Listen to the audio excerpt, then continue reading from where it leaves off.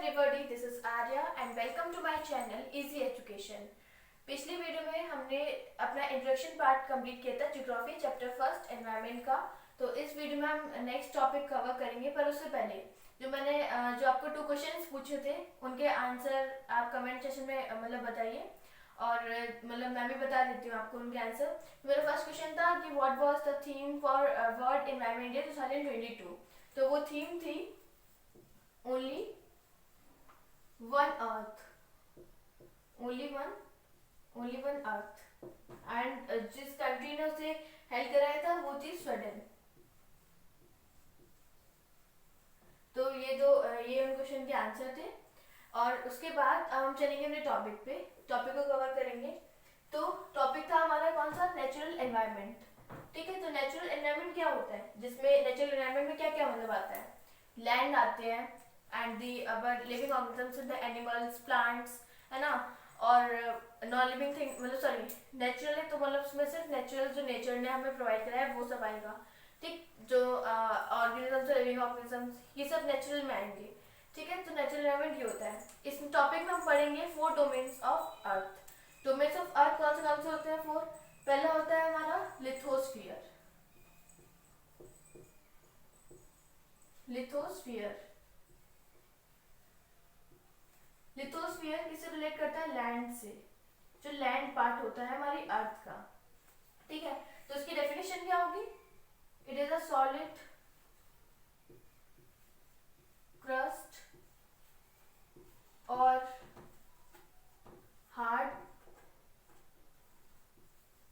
Top,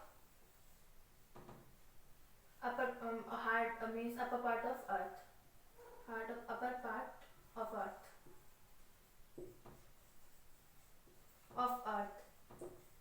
अब जैसे यहाँ पे क्या रहता है, लैंड पार्ट में रहता है, जैसे कॉन्टिनेंटल फ्लोर्स हो गए, ओशियनिक फ्लोर हो गया। ओशियनिक फ्लोर ऊपर तो पानी होता है, पर नीचे जो फ्लोर होता है कहीं पे तो होगा ना वो, तो नीचे जो फ्लोर होता है वो भी लैंड पार्ट में आता है, लिथोस्फीयर में आता है। तो लिथोस्फीयर क्या होता है, जहाँ पे पूरा लैंड पार्ट आता है ना। और जैसे कि फॉरेस्ट हो गए, फॉरेस्ट पार्ट। और लिथोस्फीयर हमें जो लैंड प्रोवाइड करता है वो हमारे जो वेजिटेशन होती है इन सब के लिए, है ना, एग्रीकल्चर पार्ट के लिए काफ़ी ज़्यादा इम्पोर्टेंट होता है। तो लिथोस्फीयर हमारे लिए काफ़ी ज़्यादा इम्पोर्टेंट है। फिर लिथोस्फीयर के बाद जो नेक्स्ट डोमेन आता है वो होता है एटमॉस्फेयर।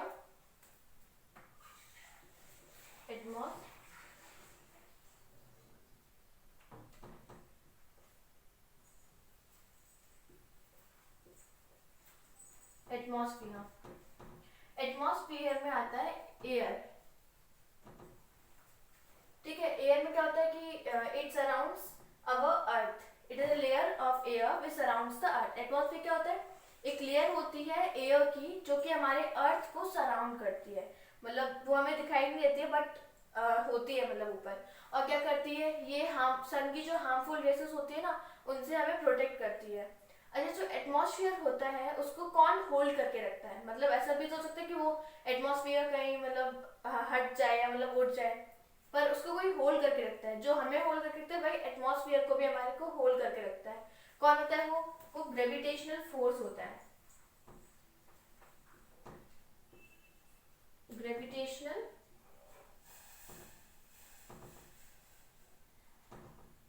ग्रेविटेशनल फोर्स होता है। ठीक है, तो ये क्या करता है, ये होल्ड करके रखता है किसको, एटमॉस्फेयर को होल्ड करके रखता है। अच्छा, ये तो हो गया सेकेंड डोमेन हमारा। अब उसके बाद थर्ड डोमेन जो आता है वो होता है हाइड्रोस्फीयर। तो देख लेते हैं हाइड्रोस्फीयर में क्या होता है।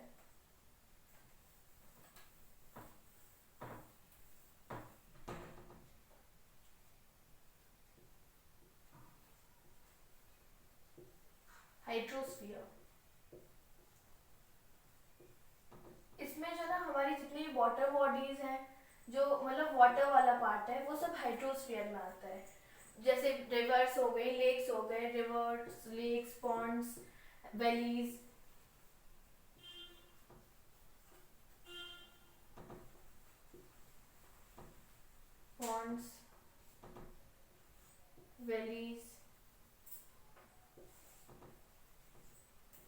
एंड सीज, ओशियंस, है ना। ये सब क्या होते हैं, किसमें आते हैं, और भी होते हैं, तो ये सब किस में आते हैं, हाइड्रोस्फीयर में आते हैं।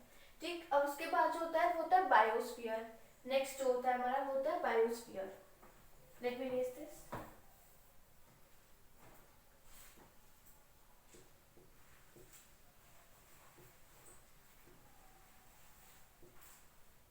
बायोस्फीयर, बायोस्फीयर में क्या होता है, जहाँ पर जो है ना लिविंग ऑर्गेनिजम्स होते हैं वो होता है बायोस्फीयर। लिविंग ऑर्गेनिजम्स जहाँ पे होते हैं वो होता है क्या, बायोस्फीयर। अच्छा, लिविंग ऑर्गेनिजम्स बोलो या फिर बोल दो कि kingdom of plant and animal, है ना। तो ये सब क्या होता है, प्लांट्स और मतलब एनिमल्स जहाँ पे आते हैं, एनिमल्स, ये सब बायोस्फीयर में आते हैं। अच्छा, इसकी एक और इम्पोर्टेंट मतलब बात है वो होती है कि जो बायोस्फीयर होता है यहाँ पर जैसे ये होता है कॉम्बिनेशन, या फिर कहो कि it in biosphere, in biosphere interaction of land, water and air takes place.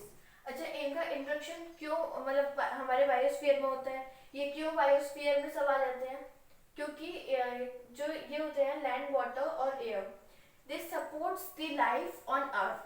क्योंकि अगर ये नहीं होंगे ना, इनमें से एक भी नहीं होगा हमारे पास, तो हम जो अर्थ पे है ना लाइफ एग्जिस्ट ही नहीं कर पाएगी, लाइफ होगी नहीं। क्यों नहीं होगी, लैंड सपोर्ट करता है रहने के लिए, हम अगर मतलब लैंड ही नहीं होगा तो हम कहाँ पे रहेंगे, है ना। और वाटर क्या करता है, वाटर बहुत इंपॉर्टेंट पार्ट है, आप सब जानते हो। इक्वेटिक एनिमल्स के लिए वाटर इंपॉर्टेंट पार्ट है, और हमारे लिए तो है ही है, क्योंकि हम वाटर ड्रिंक करते हैं, बिना वाटर के लाइफ पॉसिबल नहीं है। एयर बहुत ही इंपॉर्टेंट है फॉर इनहेलिंग एयर, बहुत ज़्यादा इंपॉर्टेंट है। तो एयर भी नहीं होगी तो भी काम चलेगा, तो इनमें से एक भी नहीं होगा तो हमारा काम नहीं चलेगा। तो लैंड किस में आता है, लिथोस्फीयर में, वाटर हाइड्रोस्फीयर में, और एयर आती है एटमॉस्फेयर में। ठीक है, तो ये 4 डोमेन्स हो गए किसके, अर्थ के डोमेन्स। अच्छा, नेक्स्ट टॉपिक जो है हमारा, नेक्स्ट टॉपिक है व्हाट इज इकोसिस्टम। तो उसको हम इसमें कवर करते हैं, इसी वीडियो का ये।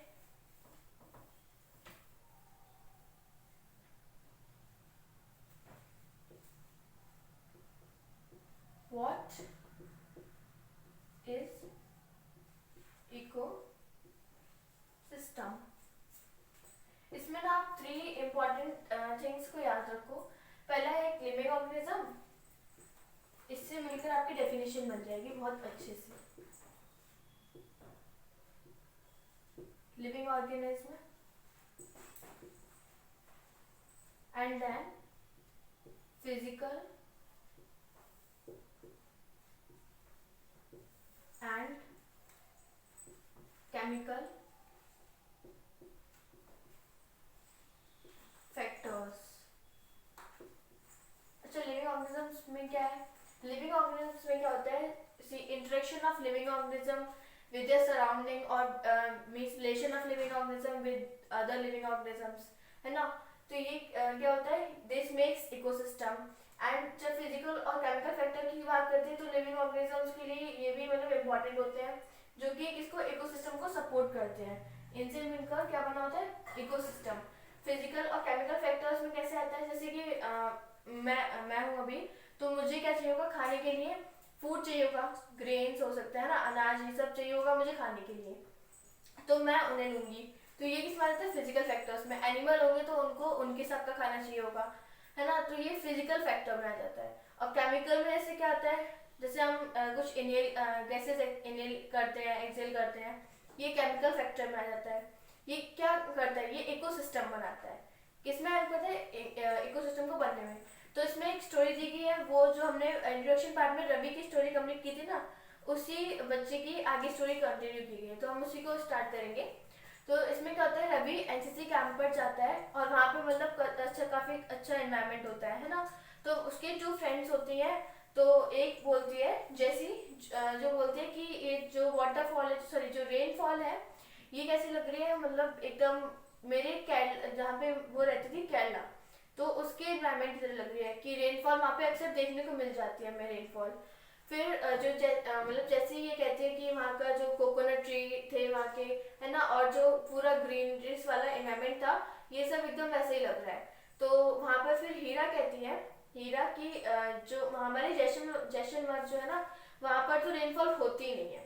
राजस्थान में वैसे भी रेनफॉल बहुत कम होती है ना, तो वहाँ पे तो रेनफॉल होती नहीं है, और दूर दूर तक हमको डेजर्ट ही डेजर्ट देखने को मिलती है। और जो प्लांट्स हैं मतलब जो है ना, वो भी एकदम डिफरेंट होते हैं, और मतलब वेजिटेशन काफ़ी कम होती है वहाँ की। तो ये कहते हैं हीरा। तो रवि कहता है कि अच्छा वहाँ पे जो है ना वो कैमल कैमल तो देखने को मिलते होंगे।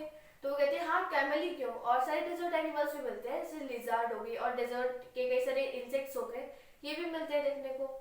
सो नाउ रवि के मन में एक क्वेश्चन आता है, जो अपनी टीचर से पूछता है कि मैम वाई इज, मतलब जो इन्वायरमेंट है, जो हमारा इकोसिस्टम है, तो ये कहता है कि people place means the peoples and the animals and the environment in which means they people live, it vary from place to place। मतलब इसका मीन्स ये होता है कि जहाँ पर हम लोग रह रहे हैं, एनिमल और जहाँ की वेजिटेशन है, वो डिपेंड करते हैं प्लेस से प्लेस पर। तो मैम कहती है कि हाँ, प्लेस से प्लेस पर ही डिपेंड करती है ना, क्योंकि प्लेस मतलब जैसे कि हम कहीं पे रह रहे हैं, तो हमारा वहाँ कहाँ का इकोसिस्टम, हम उसके हिसाब से रहेंगे, उसके हिसाब से सर्वाइव कर पाएंगे।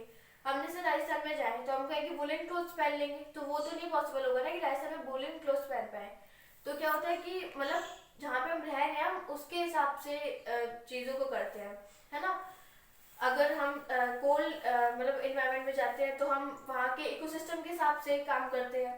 तो क्या होता है, ये क्वेश्चन मतलब आंसर मैम ने दिया, उसको इस तरीके से समझाने के लिए कहा, ठीक है। तो उसके बाद क्या हुआ कि अब इकोसिस्टम की यहाँ पे एक और डेफिनेशन मैम ने दी कि द रिलेशन बिटवीन दी, देखो यहाँ पे लिखते हैं, relation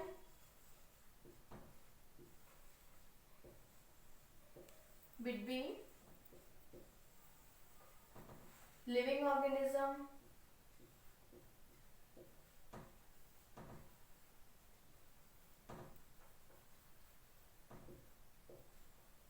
organisms and interaction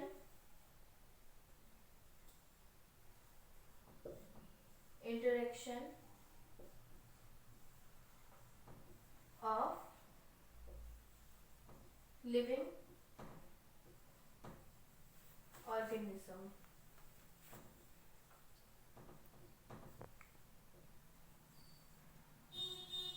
with its surrounding, जो वहाँ की सराउंडिंग है।